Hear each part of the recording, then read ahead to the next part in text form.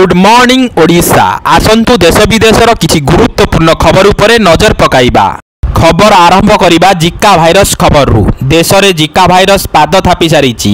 एमिति रे तो वर्षा ऋतु आसिबा मात्रके डेंगू ज्वरर समस्या देखिबा पाई मिली थाए, किंतु चलित वर्ष डेंगू अपेक्षा जिका भाइरसर चिंता बढ़ाइछि। तेबे आसंतु जानिबा जिका भाइरसर लक्षण कौन। जिका भाइरस रे प्रभावित व्यक्तिंक शरीर रे नाली नाली चकड़ा भली बाहरी थाए।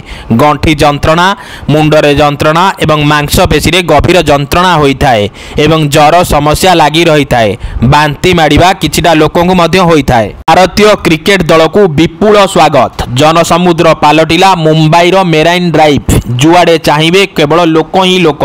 गोटे पटे समुद्र आउ गोटे पटे जनसमुद्र। केवल शुभुथिला टीम इंडिया और टीम इंडिया रो नारा।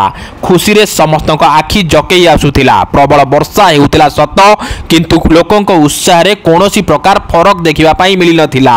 एमिति किछि दृश्य जहा आज 13 वर्ष परे 2020 विश्वकप जीतिथिबा भारतीय क्रिकेट दलर विजय शोभायात्रा बेले देखिबा पाई मिलिथिला। फेरिबा अन्य एक खबर को मुकेश अंबानी का सान पुओ अनंत अंबानी का विवाह उत्सव आरंभ हो जाइछि। एही विवाह पाई देश तथा विदेश रु बहु बड़ बड़ व्यक्तित्व को निमंत्रण पत्र पठा जाइछि। एही अवसर रे मुकेश अंबानी निजे मध्य किछि अतिथि को निमंत्रण पत्र देउचंती। इति मध्यरे गुरुवार मुकेश अंबानी दिल्ली रे कांग्रेस नेता राहुल गांधी एवं सोनिया गांधी का बासभवन रे पहुंचीतिले। सूचना अनुसार से पुओ बाहागर पाई निमंत्रण पत्र नहीं आसीथिले। दिने नवीन पटनायक जो चांबर रे बसुथिले सेही चांबर रे मोहन माझी बसिबे, किंतु तांका बसिबा स्थानर परिवर्तन होईछि। लोकसभा भवन रे मुख्यमंत्री मोहन माझी गुरुवार प्रवेश करिसंती। लोकसभा भवन रे मुख्यमंत्री मोहन माझी गुरुवार प्रवेश करिसंती। मुख्यमंत्री मुंडिया मारी लोकसभा भवन को प्रवेश करिसंती।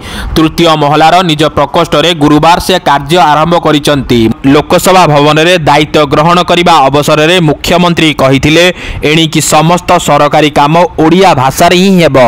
सेपटे कमुना ही अति आवश्यक सामग्री रो दर। गला 2 सप्ताह हेला कंचा परिबा दर नियंत्रण रे आसु नाही। आलू केजी 35, पियाज किलो 40 एवं अन्यान्य परिवार रेट जदि देखिबा 50 रु 70 टंका भितर रहिछि।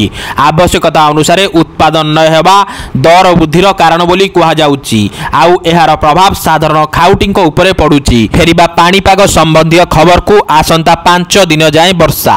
10 जिला को हेला येलो वार्निंग जारी। राज्य रे जारी रहिछि वर्षा। प्रबल वर्षा नहीं 10 जिला को येलो वार्निंग जारी कराइछि पानीपाग विभाग केंद्र। 6 तारिख बेले को बंगोपसागर रे सृष्टि होई पारे घूर्णिबलय, जहार प्रभाव रे 6 एवं 7 तारिख बेले को किछि जिल्ला रे प्रबल वर्षा हेबार पूर्वानुमान करा जाइछि। येलो वार्निंग जारी करा जाइथिबा जिल्ला गुडी हेला मयूरभंज, केन्दुझर, सुंदरगढ़, देवगढ़, झारसुगुड़ा, अनुगुल, संबलपुर, बरगढ़, बलांगीर, कलाहांडी। एठारे आगामी 24 घंटा पाई प्रबल वर्षा रेकर्ड करा जाई पारे। भारत सरकार को समन्वित महिला सशक्तिकरण कार्यक्रम मिशन शक्ति को ओडिशा रे कार्यकारी करिवा पाई मुख्यमंत्री मोहन चरण माझी निर्देश देइचंती। एही योजना रे महिला सुरक्षा, निरापत्ता और सशक्तिकरण को सुदृढ़ करिवा पाई लक्ष्य रखा जाइछि। छोटिया कथाटिए शुणंतु।